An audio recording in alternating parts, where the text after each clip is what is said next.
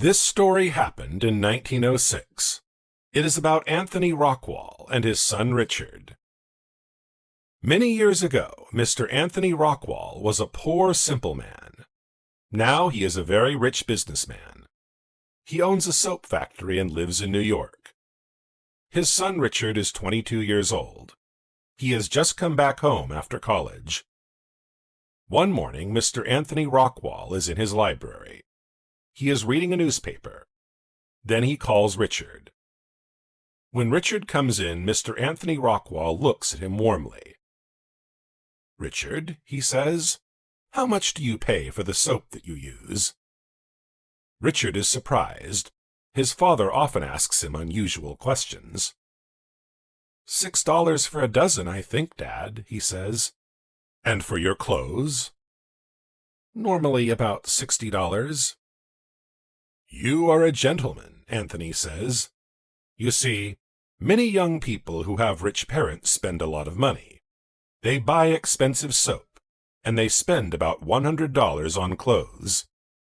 You can have as much money as you want, but you don't spend much.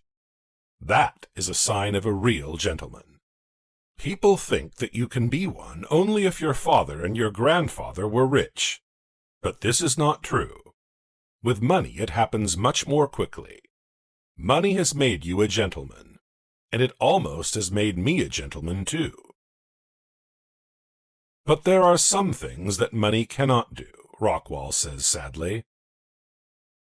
"Don't say that. You know I have read a whole dictionary from A to Z. I tried to find things that I cannot buy, but I didn't.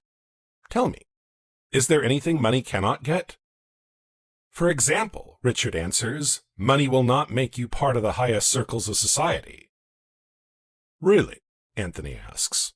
"John Jacob Astor was a simple young man, but then he moved to America, earned a lot of money, and became part of the highest circles of society." Richard sighs. "And that is what I want to talk about," the old man says. "That is why I asked you to come in. There is something wrong with you, boy. You have been sad for 2 weeks. Is it your liver? If you have health problems, you can go to the Bahamas in our boat." "You are almost right, Dad, but it is not my liver." "Okay," Anthony says. "So you are in love with some girl? What is her name?" Richard starts to walk up and down the library floor. He doesn't say anything. "Why don't you ask her to marry you?" old Anthony says.